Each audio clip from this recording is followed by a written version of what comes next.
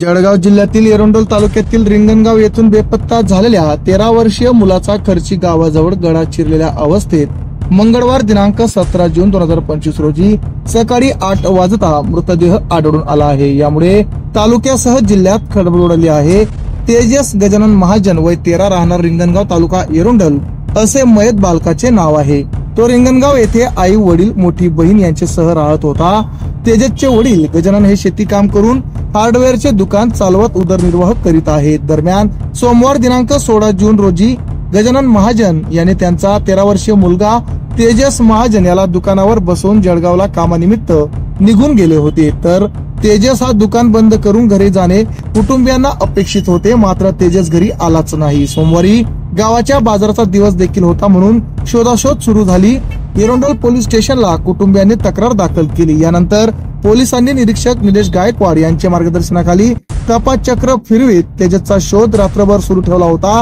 अखेर मंगळवारी सकाळी 8 वाजेच्या सुमारास एरंडोल तालुक्यातील खर्ची गावाजवळ निंबाळकर यांच्या शेतामध्ये 13 वर्षीय मुलाचा मृतदेह गळा चिरलेल्या अवस्थेत असल्याची माहिती एरंडोल पोलिसांना काही ग्रामस्थांनी दिली। पोलिसांनी घटनास्थळी जाऊन खात्री केली असता मृतदेह तेजस महाजन याचाच असल्याचे स्पष्ट झाले। या घटनेमुळे कुटुंबियांना जबर धक्का बसला आहे। घटनास्थळी मोबाईल फॉरेन्सिक व्हॅन दाखल झाली असून तपास सुरू झाला आहे। दरम्यान बालकाची हत्या करण्यामागील कारण काय याबाबतचा तपास पोलीस करीत असून काही इसमांची संशयित म्हणून धरपकड देखील केली असल्याची माहिती हाती आली आहे। खुनाच्या घटनेमुळे पुन्हा एकदा जिल्हा हादरला आहे।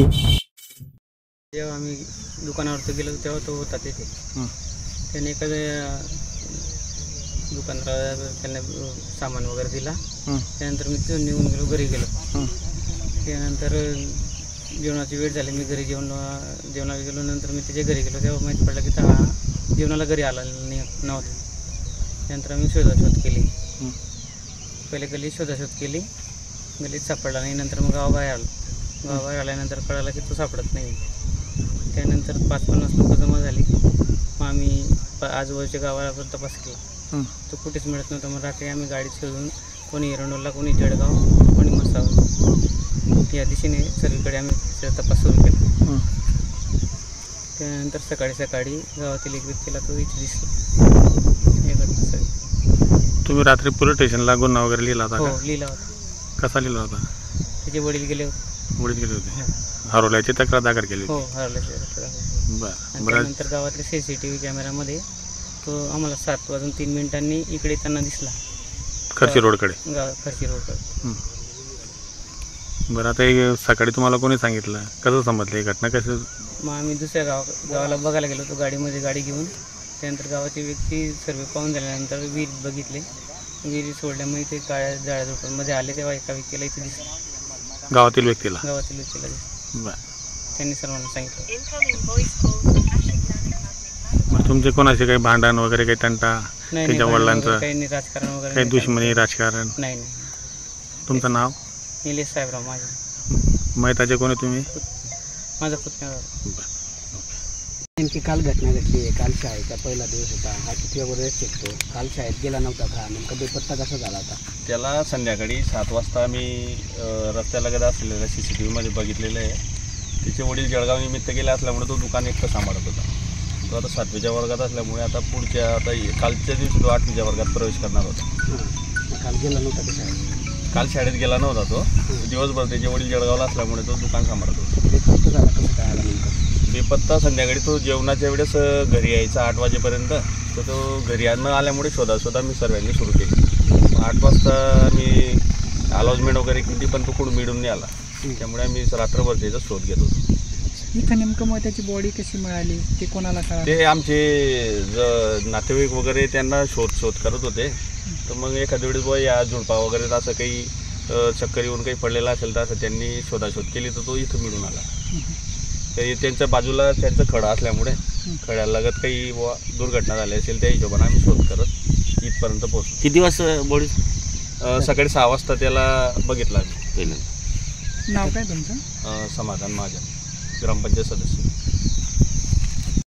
राजेश एक मिनिट दादा, नेमकी काय घटना घडलेली या ठिकाणी? राजेश गजानन महाजन हा संध्याकाळी या ठिकाणी सोमवार या निमित्ताने बाजार होता आणि या बाजारामध्ये तो संध्याकाळी फिरत असताना त्याने एका दुकानावर बिर्याणी घेतली आणि 7 वाजेपासून तो कोणालाच दिसला नाही, बेपत्ता झाला आणि एक परिसरामध्ये आणि गावामध्ये शोधकार्य सुरू झालं.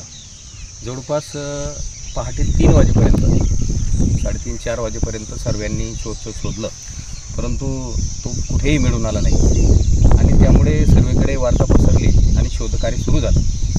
योगायोगाने हा जो परिसर आहे इथला हा एकदम मध्ये आहे आणि कोणालाही त्याची शंका गेली नाही.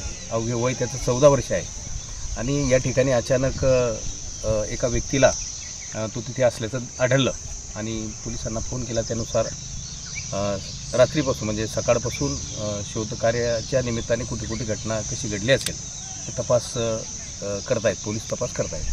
नेमकं तो कशा अवस्थेमध्ये मिळून आला, काय त्याच्या गळ्याला इथे धारदार शस्त्राने काहीतरी वार केलेले आहेत, फक्त इथेच आहे आणि रक्तबंबाळ अवस्थेमध्ये त्याला कुठेतरी मारून या ठिकाणी फेकलेले झुडपामध्ये त्याला आणून सोडलं. साधारण त्याचं वय किती आहे, फॅमिली बॅकग्राऊंड काय त्याचं? अत्यंत गरीब असं एक कुटुंब आहे. वडिलांचा शेती आणि इथे एक हार्डवेअरचं दुकानाचा त्यांचा व्यवसाय आहे. मुलगा 7वी पास होऊन आता 8वीच्या वर्गाला तो गेला आहे आणि अत्यंत साधं कुटुंब आहे, अत्यंत चांगली माणसं आहे. कधी कोणाशी त्यांच्या आयुष्यामध्ये कोणालाच कधी ते वाईट कधी बोलले नाही अशी ते कुटुंब आहे, अत्यंत साधं कुटुंब आहे. त्यामुळे शंकेला कारण नाही आहे. काय कारण नेमकं समजतं, काय अंदाज आहे बोलतो? अंदाज असं वाटतोय की वैमनस्य तर त्यांच्या कुटुंबामध्ये कोणाचंच नाही, परंतु नरबडीसारख्या ज्या घटना घडतात अशा घटनाचा संशय येतो. पोलिसांनी काही कोणाला संशयित म्हणून ताब्यात संशयित म्हणून पोलिसांचा तपास सुरू आहे.